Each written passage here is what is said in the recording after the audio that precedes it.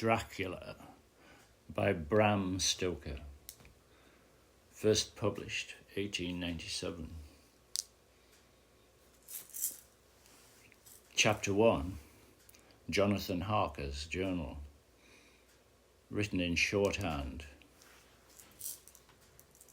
3rd of May.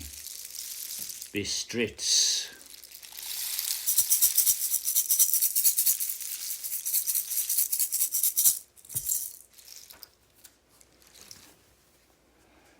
Left Munich at 8:35 p.m. on 1st of May. Arriving at Vienna early next morning. Should have arrived at 6:46, but the train was an hour late. Budapest seems a wonderful place from the glimpses which I got of it from the train, and the little I could walk through the streets. I feared to go very far from the station, as we had arrived late and would start as near the correct time as possible. The impression I had that we were leaving the west, entering the east, the most western of splendid bridges over the Danube, which is here of noble width and depth, took us among the traditions of Turkish rule. We left in pretty good time and came after nightfall to Klausenberg. Here I stopped for the night at the Hotel Royal. Had for dinner, or rather supper, a chicken done up some way with red pepper, which was very good but thirsty. Memo, get recipe for Mina. I asked the waiter, and he said it was called paprika Händel, and that as this was a national dish, I should be able to get it anywhere along the Carpathians. I found my smattering of German very useful here. Indeed, I don't know how I should have been able to get on without it.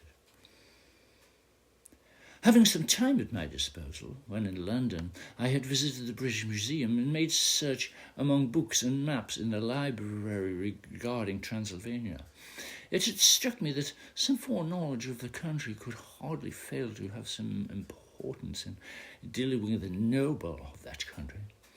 I find that the district he named is in the extreme east of the country, just on the borders of 3 states, Transylvania, Moldavia, and Bukovina, in the midst of the Carpathian Mountains, one of the wildest and least known portions of Europe.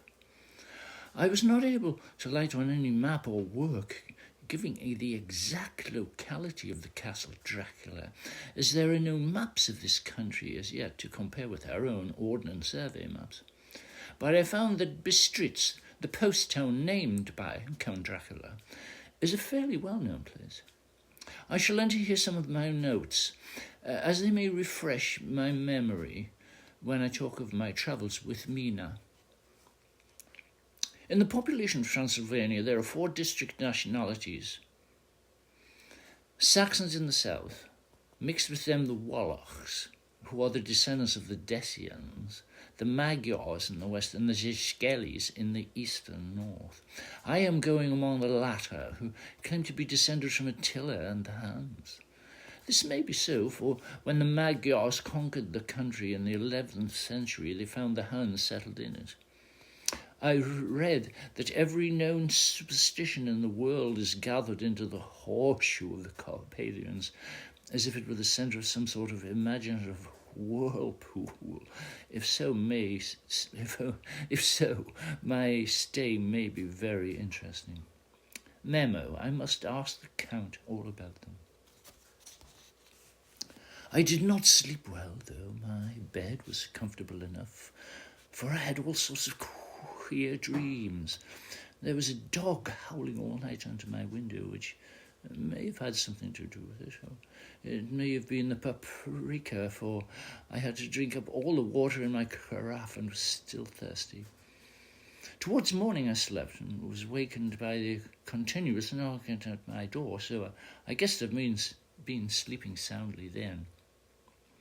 I had for breakfast more paprika and a sort of porridge of maize flour, which they said was mamaliga, and eggplant stuffed with forcemeat, a very excellent dish, which they call implatata. Memo, get recipe for this also. I had to hurry for breakfast, for the train started a little before 8, or rather it ought to have done so, for after rushing to the station, I had to sit in the carriage for more than an hour before we began to move. It seems to me that the further east you go, the more unpunctual are the trains. What ought they to be in China? All day long we seemed to dawdle through a country which was full of beauty of every kind. Sometimes we saw little towns or castles on the top of steep hills, such as we see in old missals. Sometimes we ran by rivers and streams which seemed from the wide stone margin on each side of them to be subject to great floods. It takes a lot of water and running strong to sweep the outside edge of a river clear. At every station there was groups of people, sometimes crowds and in all sorts of attire.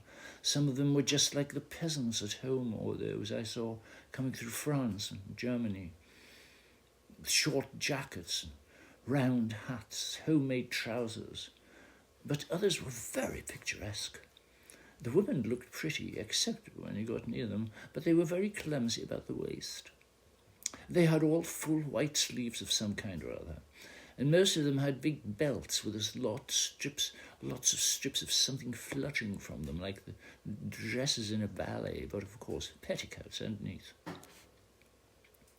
The strangest figures we saw were the Slovaks, who are more barbarian than the rest, with their big cowboy hats, great baggy dirty white trousers, white linen shirts, and enormous heavy leather belts, nearly a foot wide, all studded over with brass nails. They wore high boots, with their trousers tucked into them, and had long black hair and heavy black moustaches. They are very picturesque, but do not look prepossessing. On the stage, they would be set at once as some old oriental band of brigands. They are, however, I am told, very harmless and rather wanting in natural self-assertion. It was on the dark side of twilight when we got to Bistritz, which is a very interesting old place. Being practically on the frontier, for the Borgo Pass leads from it into Bukovina, it has had a very stormy existence, and it certainly shows marks of it. 50 years ago, a series of great fires took place, which made terrible havoc on 5 separate occasions. At the very beginning of the 17th century, it underwent a siege of 3 weeks and lost 13,000 people, the casualties of war proper being assisted by famine, disease. Count Dracula had directed me to the Golden Crone Hotel, which I found to my great delight to be thoroughly old-fashioned, for of course I wanted to see all I could of the ways of the country. I was evidently expected, for when I got near the door, I faced a cheery-looking elderly woman in the usual peasant dress, white undergarment with long double apron front and back, of coloured stuff fitting almost too tight for modesty. When I came close, she bowed and she said, "The Herr Englishman?" "Yes," I said, "Jonathan Harker." She smiled and gave some message to an elderly man in white shirt sleeves, who had followed her to the door, and he went immediately and returned with a letter. "My friend, welcome to the Carpathians. I am anxiously expecting you. Sleep well. Tonight at 3 tomorrow, the diligence will start for Bukovina. A place on it is kept for you. At the Borgo Pass, my carriage will await you and will bring you to me. I trust that your journey from London has been a happy one and that you will enjoy your stay in my beautiful land. Your friend, Dracula."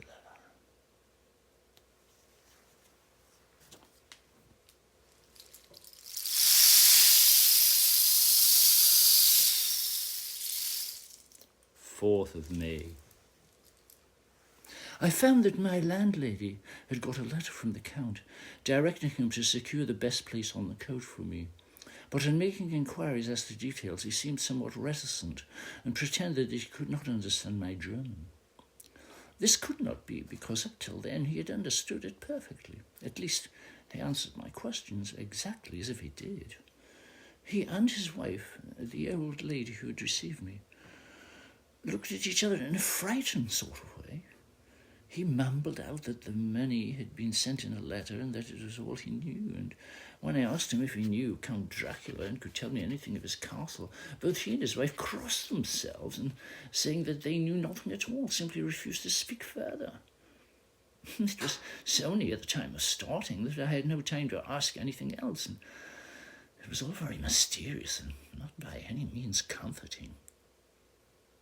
Just before I was leaving, the old lady came up to me in my room and said in a very hysterical way, "Oh, you must go, oh, young hare, you must go.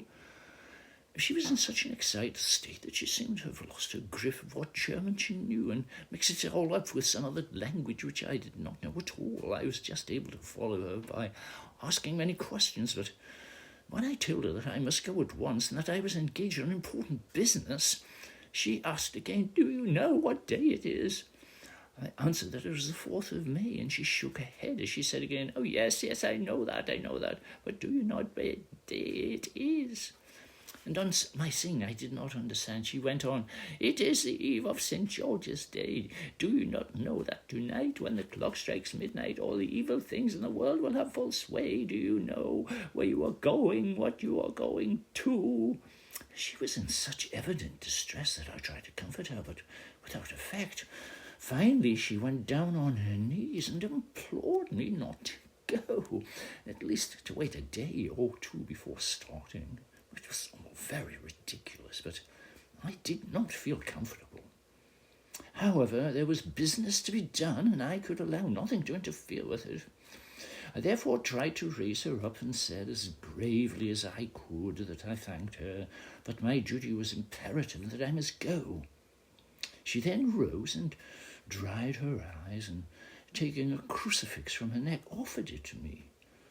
I did not know what to do, for as an English churchman I have been taught to regard such things as in some measure idolatrous, and yet it seemed so ungracious to refuse an old lady meaning so well in such a state of mind.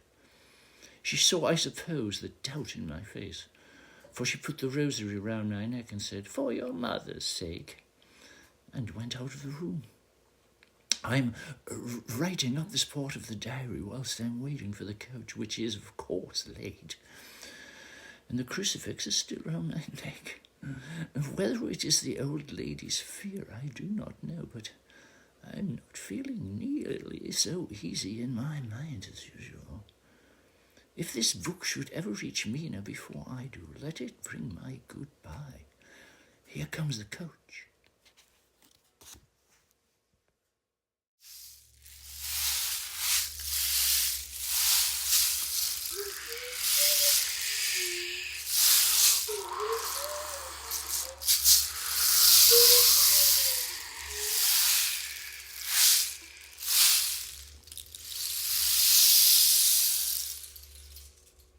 Fifth of May, the castle. The grey of the morning has passed, and the sun is high over the distant horizon, which seems jagged, whether with trees or hills I know not, for it is so far off that big things and little are mixed. I am not sleepy, and as I am not to be called till I awake, naturally I write till sleep comes. There are many odd things to put down, and lest who reads them may fancy that I dined too well before I left Bistritz, let me put down my dinner exactly. I dined on what they call robber steak, bits of bacon, onion and beef, seasoned with red pepper and strung on sticks and roasted over the fire, in the simple style of the London cat's meat. The wine was golden Mediache, which produces a queer sting on the tongue, which is, however, not disagreeable. I had only a couple of glasses of this and nothing else. When I got on the coach, the driver had not taken his seat, and I saw him talking with the landlady. They were evidently talking of me, for every now and then they looked at me and some of the people who were sitting on the bench outside the door, which they call by a name meaning word bearer, they came and listened and then looked at me, most of them pityingly. I could hear a lot of words, often repeated, queer words, for there were many nationalities in the crowd, so I quietly got my polyglot dictionary from my bag and looked them out. I must say they were not cheering to me, for amongst them were Ordog, Satan, Pokol, Hell, Stragoika, Witch, Vrolok, and Vrskolslak, both of which mean the same thing, one being Slovak and the other Serbian, for something that is either werewolf or vampire. Memo, I must ask the Count about these superstitions. When we started, the crowd round the inner door, which had by this time swelled to a considerable size, all made the sign of the cross and pointed two fingers towards me. With some difficulty, I got a fellow passenger to tell me what they meant, and he would not answer at first, but on learning that I was English, he explained that it was charm or guard against the evil eye. This was not very pleasant for me, just starting for an unknown place to meet an unknown man. But everyone seemed so kind-hearted and so sorrowful and so sympathetic that I could not but be touched. I shall never forget the last glimpse which I had of the inn yard and its crowd of picturesque figures all crossing themselves as they stood round the wide archway with its background of rich foliage of oleander and orange trees in green tubs clustered in the centre of the yard. Then our driver, whose wide linen drawers covered the whole front of the box seat, Gotza they call them, cracked his big whip over his 4 small horses, which ran abreast, and we set off on our journey. I soon lost sight and recollection of the ghostly fears and the beauty of the scene as we drove along, although had I known the language, or rather languages, which my fellow passengers were speaking, I might not have been able to throw them off so easily. Before us lay a green sloping land full of forests and woods, with here and there steep hills, crowned with clumps of trees or with farmhouses, the blank gable end to the road. There was everywhere a bewildering mass of fruit blossom, apple, plum, pear, cherry.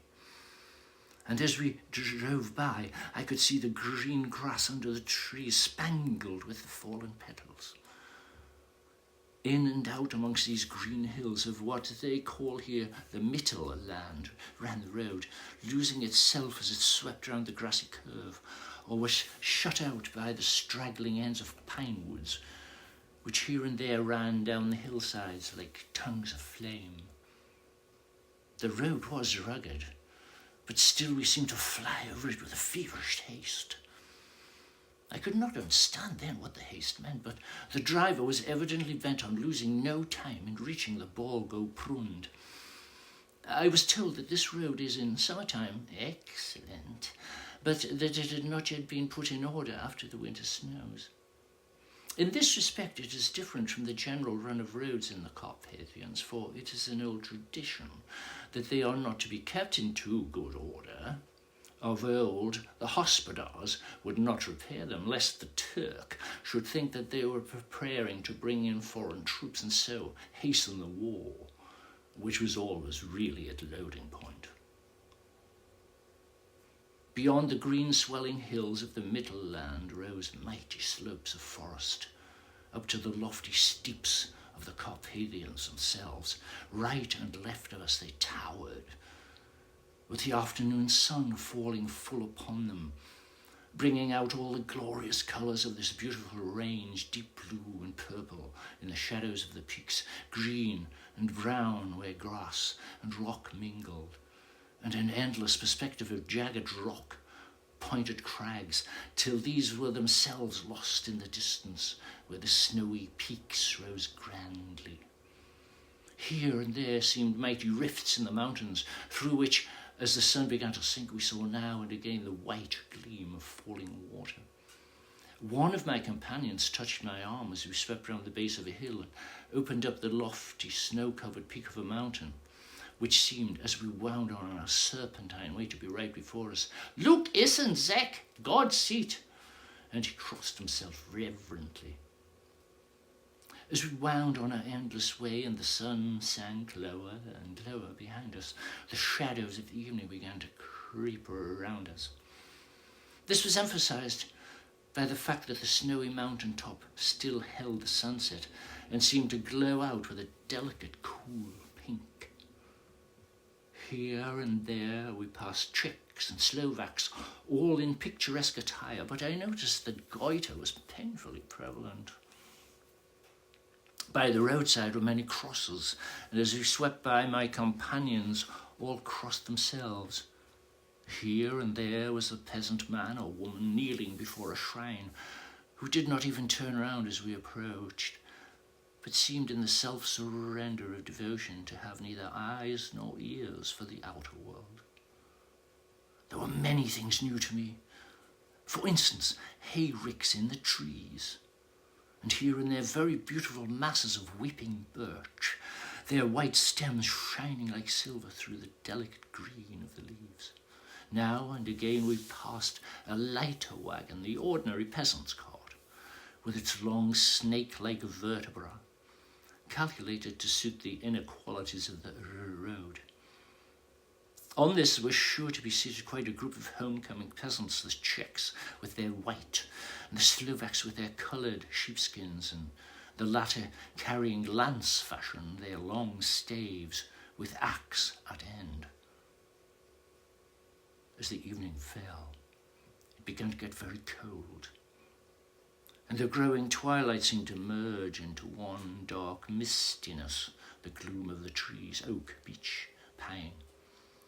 There, in the valleys which ran deep between the spurs of the hills, as we ascended through the pass, the dark firs stood out here and there against the background of late-lying snow.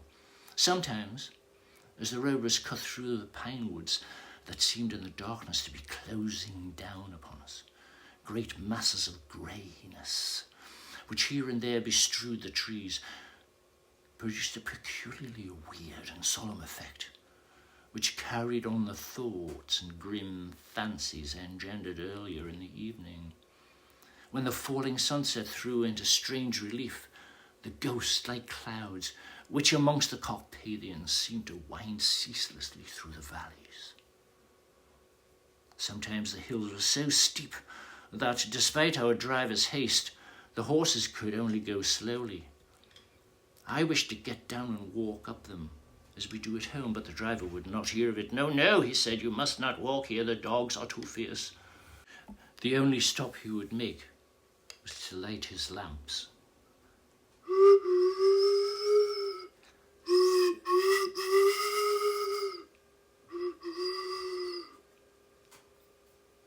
When it grew dark, there seemed to be some excitement amongst the passengers, and they kept speaking to him one after the other, as though urging him to further speed. He lashed the horses unmercifully with his long whip, and with wild cries of encouragement urged them on to further exertions. Then, through the darkness, I could see a sort of patch of grey light ahead of us, as though there were a cleft in the hills. The excitement of the passengers grew greater. The crazy coach rocked on its great leather springs and swayed like a boat tossed on a stormy sea. I had to hold on. The road grew more level, and we appeared to be flying along. Then the mountains seemed to come nearer to us on each side and to frown down upon us. We were entering the Borgo Pass. One by one, several of the passengers offered me gifts, which they pressed upon me with an earnestness which would take no denial.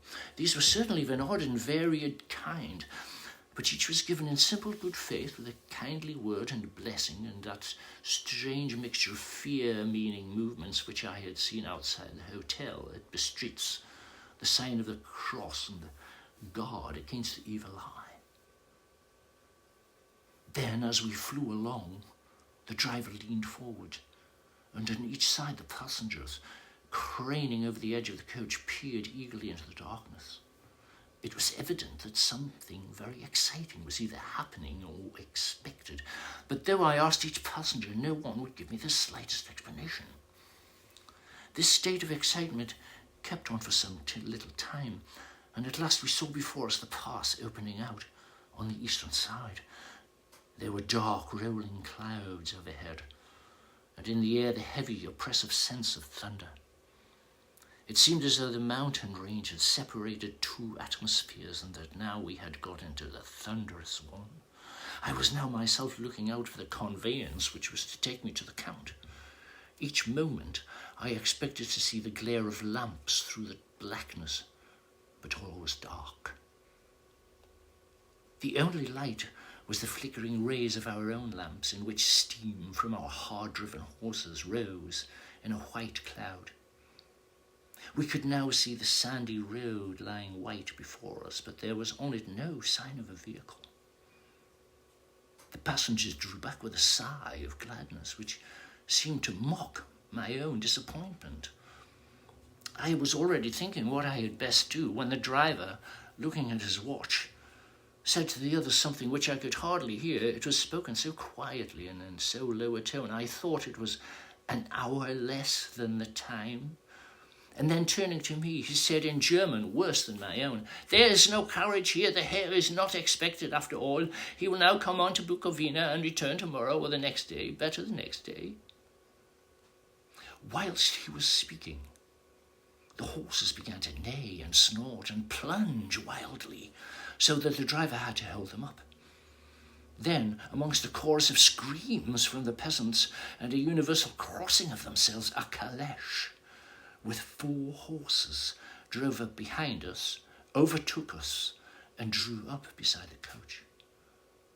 I could see from the flash of our lamps, and as the rays fell on them, that the horses were coal black and splendid animals. They were driven by a tall man with a long brown beard and a great black hat, which seemed to hide his face from us. I could only see the gleam of a pair of very bright eyes, which seemed red in the lamplight. As he turned to us, he said to the driver, "You are early tonight, my friend." And the man stammered in reply, "The English Herr is in a hurry," to which the stranger replied, "That is why. I suppose you wished him to go on to Bukowina. You cannot deceive me, my friend. I know too much, and my horses are swift." As he spoke, he smiled. The lamplight fell on a hard-looking mouth, with very red lips and sharp-looking teeth, as white as ivory.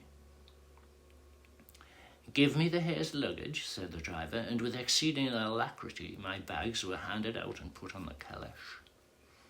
Then I descended from the side of the coach, as the calèche was close alongside, the driver helping me with a hand which caught my arm in a grip of steel. His strength must have been prodigious.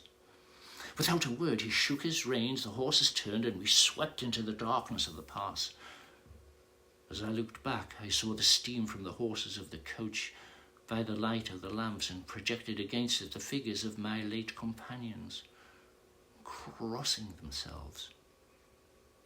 Then the driver cracked his whip and called to his horses, and off they swept on their way to Bukowina. As they sank into the darkness, I felt a strange chill, and a lonely feeling came over me. But a cloak was thrown over my shoulders and a rug across my knees, and the driver said in excellent German, "The night is chill, mein Herr, and my master the Count bade me take all care of you. There is a flask of Slivovitch, the plum brandy of the country, underneath the seat if you should require it." I did not take any, but it was a comfort to know it was there all the same. I felt a little strange, and not a little frightened. I think had there been any alternative, I should have taken it instead of prosecuting that unknown night journey. The carriage went on at a hard pace straight along. Then we made a complete turn and went along another straight road. It seemed to me that we were simply going over and over the same ground again, so I took note of some salient point and asked the driver what this all meant, but I really feared to do so, for I thought that, placed as I was, any protest would have had no effect in case there had been an intention to delay. By and by, however, as I was curious to know how time was passing, I struck a match, and by its flame looked at my watch. It was within a few minutes of midnight. This gave me a sort of shock, for I suppose the general superstition about midnight was increased by my recent experiences. I waited with a sick feeling of suspense.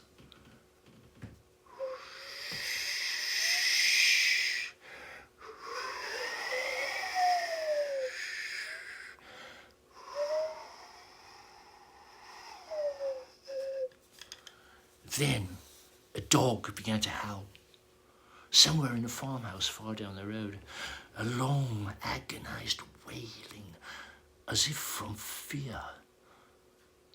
The sound was taken up by another dog, and then another and another, till, borne on the wind which now sighed softly through a pass, a wild howling began, which seemed to come from all over the country, as far as the imagination could grasp it, through the gloom of the night.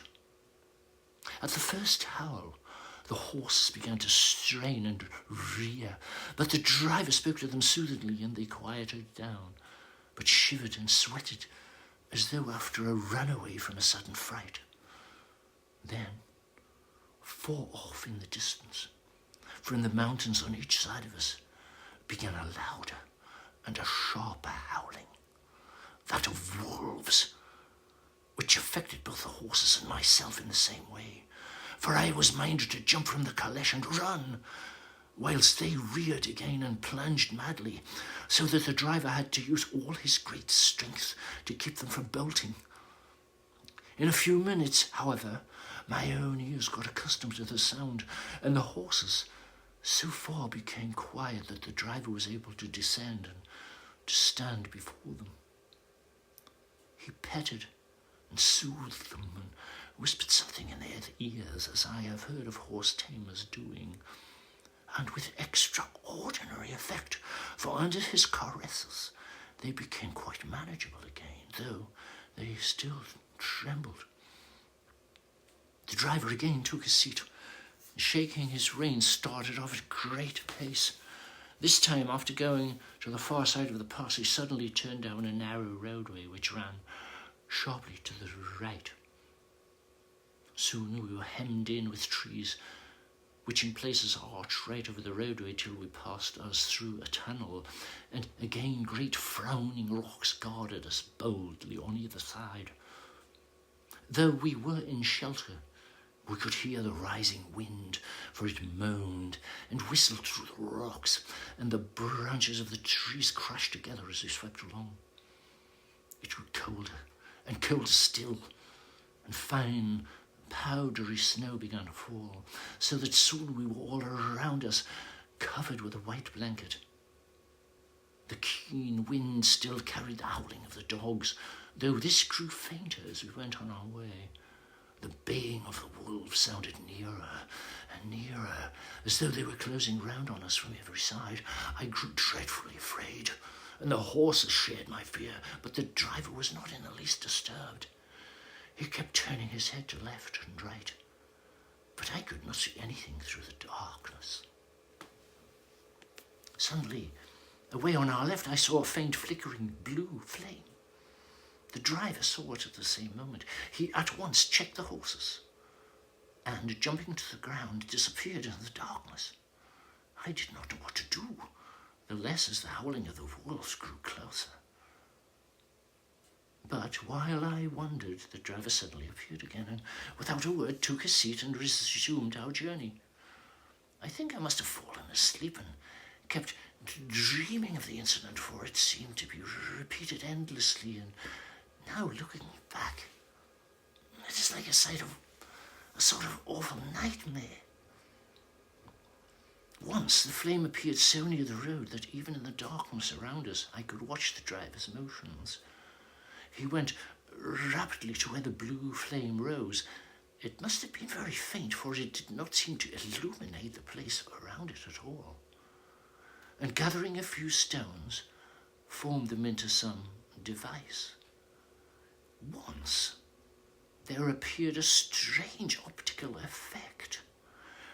When he stood between me and the flame, he did not obstruct it, for I could see its ghostly flicker all the same.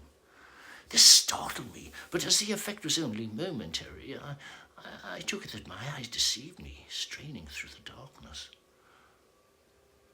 Then, for a time, there were no blue flames, and we sped onwards through the gloom with the howling of the wolves around us as though they were following in a moving circle.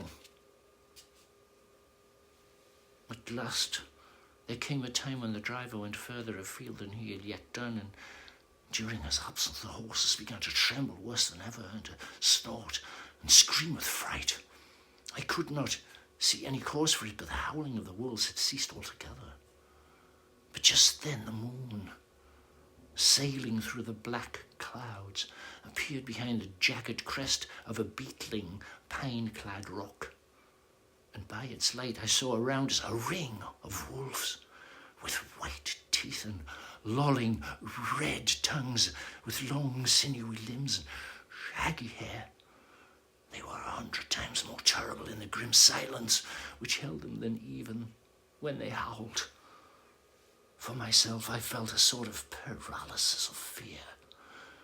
It is only when a man feels himself face to face with such horrors that he can understand their true import.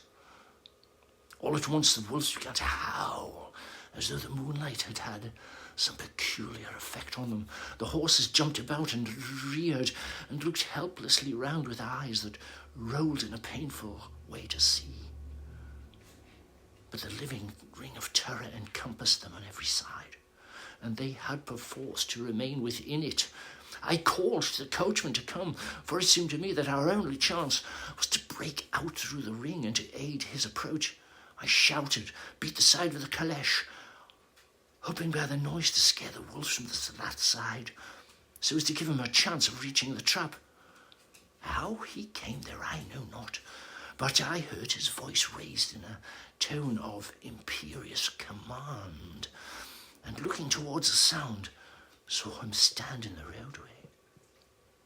As he swept his long arms, as though brushing aside some impalpable obstacle, the wolves fell back and back further still. Just then a heavy cloud passed across the face of the moon, so that we were again in darkness. When I could see again, the driver was climbing into the caleche, and the wolves had disappeared. This was all so strange and uncanny that a dreadful fear came upon me, and I was afraid to speak or move.